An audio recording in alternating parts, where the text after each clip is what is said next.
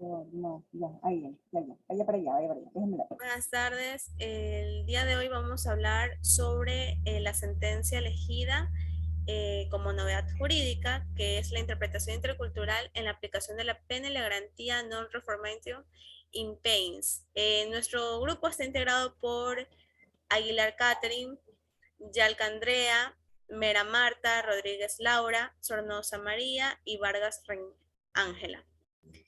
A continuación, mi compañera va a comenzar con los antecedentes. Buenas tardes, empezamos con los antecedentes.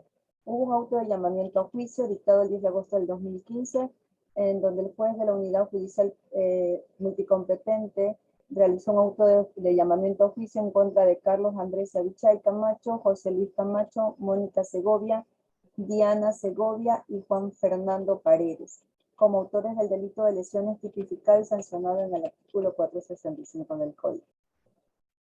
En este auto de llamamiento se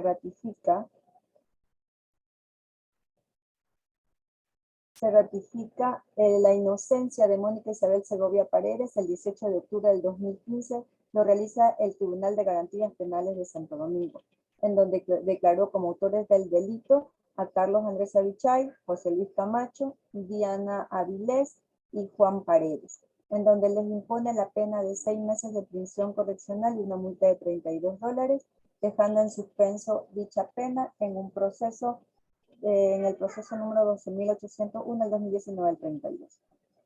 Estos acusadores y particulares de los acusados no se encontraron contentos con esto y hacen un recurso de apelación el 26 de febrero del 2016, en donde se ratifica la inocencia de Mónica Segovia y se agrava la pena de los procesados a 1 año de prisión correccional, tal y cual lo estipula el artículo 475 del Código. Luego realizan un recurso extraordinario de casación que fue interpuesta en proceso en conjunto con Mónica Segovia, en donde ella se declara, hace una declaratoria de acusación particular de malicioso y temerario. Luego se realiza una sentencia de improcedencia de recurso el 12 de abril del 2017, en donde el Tribunal de Casación considera a Mónica Segovia como culpable, en donde le impone 6 meses de prisión y a los demás recurrentes a las penas de 1 año de prisión. Esto dentro del proceso 18.232 del 2020-28. Ellos solicitan una aclaración, la misma que fue rechazada mediante auto el 10 de mayo del 2017. Los recurrentes a Andrés Avichay, José Luis Camacho, Mónica Isabel, Diana Vilés y Juan Paredes, el 20 de julio del 2021 solicitan una acción extraordinaria de pretensión en contra de la sentencia de casación del 12 de abril del 2017. Este trámite de la demanda fue admitida en la sala de la Corte Constitucional el 1 de septiembre del 2018 y por sorteo le recae al juez constitucional Óscar Luque Coveño. El conocimiento de la causa se da luego del 3 de septiembre, en donde se posesionan los jueces y juezas. El 2 de octubre del 2021, la jueza Julie Peñafiel Morán aboca conocimiento de la causa y corre traslado de las partes en un auto el 12 de octubre del 2021. Presentan un escrito el 16 de noviembre del 2021, en donde los accionantes señalan que solo José Luis Camacho Segovia fue preso y luego puesto en libertad, y que los otros procesados. El 24 de febrero se declara la prescripción de la pena.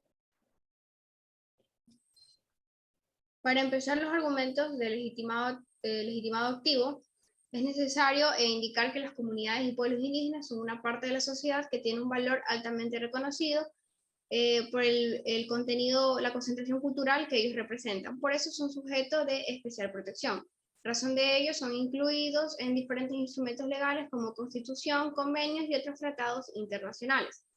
En el caso de la sentencia actual de estudio, pues se evidencia que en diversas ocasiones se han irrespetado los artículos, los principios contemplados en diferentes convenios, como en el caso particular el convenio 169 de la OIT sobre los pueblos indígenas y tribales.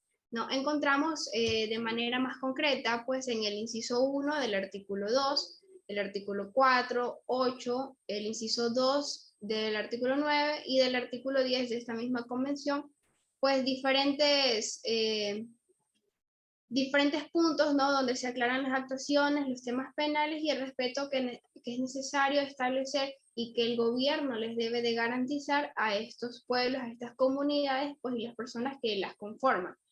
Entonces, posterior a esto, se indica que verdaderamente no fueron tomadas en cuenta las disposiciones que pues previamente se establecieron en la convención en cuestión y pues no prevaleció el principio non reformatio imperius, condenando en prisión a una persona que ya había sido declarada inocente anteriormente. Entonces se considera que han pasado por encima de los diferentes principios y derechos establecidos en algunos cuerpos legales, vulnerando la protección especial que estos órganos le proporcionan a los individuos de las comunidades indígenas y tribales.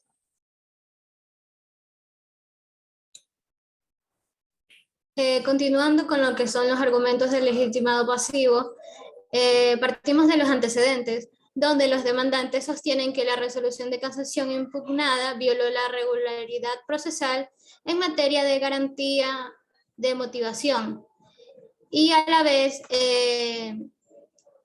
violó la seguridad jurídica y los derechos de las personas mayores en dicho principio de non-reforming imperius.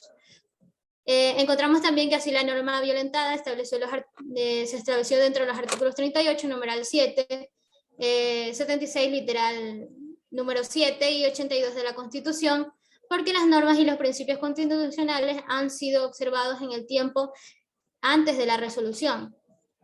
Donde en primeras instancias hay que mencionar que este argumento de legitimado pasivo se llevó a cabo por la doctora Paulina Garcés, quien solicitó a la Corte Suprema la apelación de las fechas donde fueron resueltas esta sentencia, como a la vez las leyes indígenas que se aplicaron.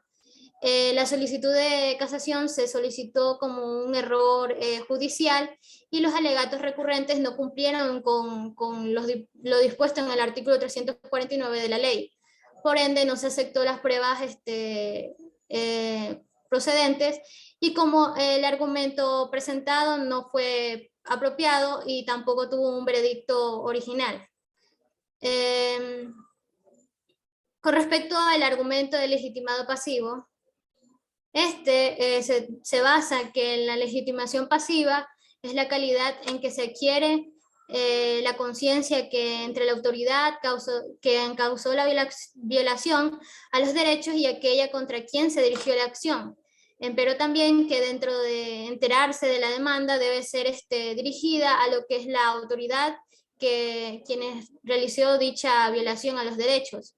Retomando lo que es la sentencia, es por ello que se apela que la Corte Suprema debe sentar las bases de recursos de apelación en cuanto los medios sean suficientes y permita una sentencia con base a argumentos recurrentes, ya que en la etapa de impugnación, dentro de la cual está presente el caso, se presenta un recurso de casación y se debe analizar la violación dentro de esta sentencia por parte de la ley. Sin embargo, este asunto no es de cuya competencia como se radica, sino en los jueces de garantías penales.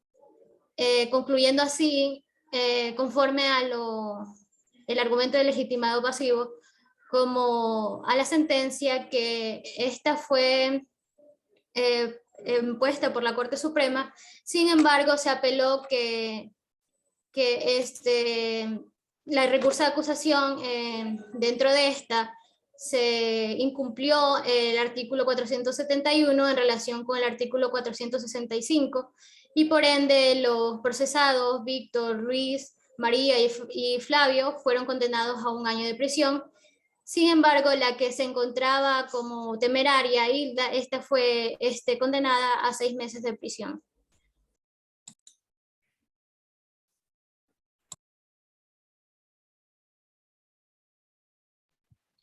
Un saludo, estimados docentes. A continuación, yo voy a proceder a explicarles, a detallar lo que sucede respecto a la identificación de problemas jurídicos y los argumentos que arroja la Corte Constitucional respecto a los problemas pues, que se manifiestan en esta sentencia. Inicialmente, pues, y es el referente para nuestro análisis, es la garantía non reformatio imperius. Cabe destacar que para esto, como lo sabemos, nuestra Carta Magna, nuestra Carta Suprema es la Constitución del Ecuador dictada en el año 2008, misma que en su artículo 77, numeral 14, menciona muy claramente: al resolver la impugnación de una sanción no se podrá empeorar la situación de la persona que recurre. En este caso, en la sentencia de apelación, perdón, se dicta una pena de libertad mayor a la que ya había sido recibida en la primera audiencia en el caso de uno de los procesados, y en el caso de otra se le dicta una nueva sentencia pese a que había sido declarada inocente en un principio.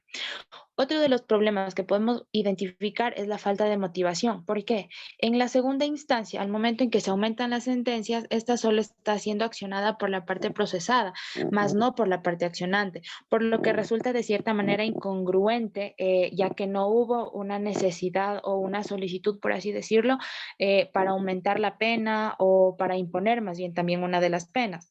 Inclusive en este caso, a la persona que se la declara previamente inocente, se le declara una nueva pena.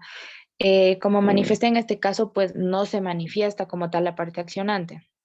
Otro de los problemas que podemos encontrar es la seguridad jurídica de la que sufren en este caso las partes. ¿Por qué? Las partes pertenecen en este caso a la comunidad indígena Saraguro, mismo que en la Constitución del Ecuador, en su artículo 76, numeral 7, literal y manifiesta muy claramente: nadie podrá ser juzgado más de una vez por la misma causa y materia. Los casos resueltos por la jurisdicción indígena deberán ser considerados para este efecto.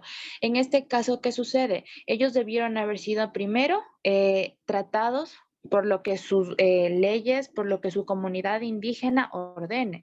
Y en este caso, ellos fueron sentenciados y tratados varias veces por algo que ya había tenido calidad de cosa juzgada. Entonces, por esta acción se identifica pues que ellos no tuvieron seguridad jurídica, ya que se vulneran ciertos derechos que ellos poseen al pertenecer a una comunidad cultural muy resguardada en lo que es nuestro país, territorio ecuatoriano.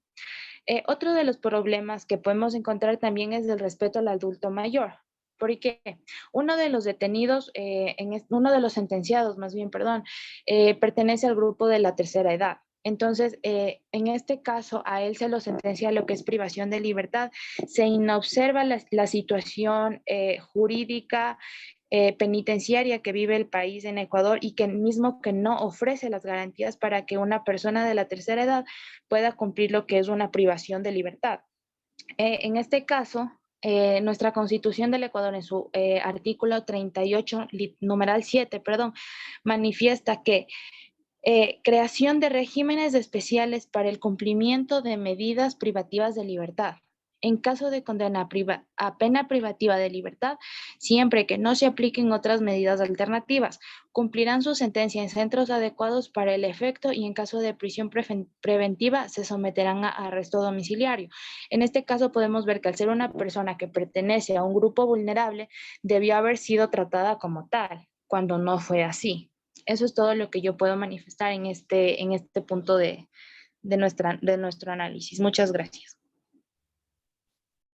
Bueno, en lo que respecta a esta novedad jurídica, tenemos que dentro del ámbito de ella se analiza y se llega a contemplar cómo se efectúa una responsabilidad en la aplicabilidad de aquellos principios y garantías que tiene la comunidad indígena. Es decir, que dentro de la presente sentencia se llega a dar a conocer que se respetaron dichos contextos y que los perjudicados en este ámbito fueron aquellos que pertenecían a este entorno social. Además, que dentro de estas se aplican diversos hechos en los cuales se puede ver la afectación de diversos problemas jurídicos, entre los cuales está la non-reformation impairs. Por otro lado, los actos a los cuales se llegó a interponer la novedad jurídica dieron lugar a un resultado poco constitucional y la gran falta de derechos que se dan en este contexto. También se puede interpretar que dentro de esto se vieron afectados lo que son adultos mayores, el pueblo indígena, y es algo de que no debe estar presente en ámbitos lo que son jurisdiccionales, ya que según lo que contempla la Constitución, los pueblos o comunidades indígenas están resguardados por ella, y más aún si están interviniendo dentro de un adulto mayor. Es un respeto total a sus principios, derechos y garantías.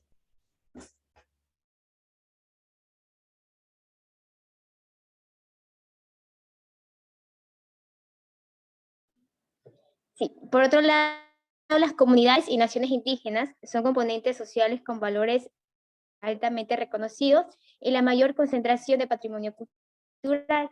Siempre han mantenido la esencia y origen de los diferentes países y sus habitantes, por lo que son sujetos especiales. Por ello se encuentran incluidos en diferentes instrumentos legales como la Constitución, así como en tratados y otras convenciones existentes que establecen sus derechos y que deben ser respetados como parte de la sociedad, protegiendo todo lo que representan y todo lo que representan. En este caso, se evidencia que las disposiciones de la Convención previamente establecidos no han sido realmente considerados, así como tampoco prevalece el principio de la no reforma, y quienes han sido previamente absueltos son condenados a prisión. Se cree que han violado los principios y derechos establecidos por distintas instituciones jurídicas, así como las de protecciones especiales que brindan estas instituciones a las personas pertenecientes a comunidades y pueblos indígenas. Por lo tanto, los que son los 5 imputados de interposición, recurso extraordinario en segunda instancia, pero fueron designados por lo que es la sala penal especial, lo que es penal militar, penal policial y tránsito de audiencia nacional, viene siendo lo que son la Corte Suprema de Apelaciones, y que se presumiera su absoluta culpa, ¿no? No era pareciente de la víctima y fue condenado a 6 meses de prisión. En respuesta a esta sentencia, el imputado interpuso una acción de protección especial, por lo que el caso fue juzgado por tercera vez en la Corte Constitucional del Ecuador. De los 5 condenados, solo 1 cumplió con la privación de libertad. Muchas gracias. Gracias. A continuación se muestra la novedad jurídica que nosotros tomamos de la Corte Constitucional, y esto ha sido todo por la exposición de nuestro grupo. Gracias.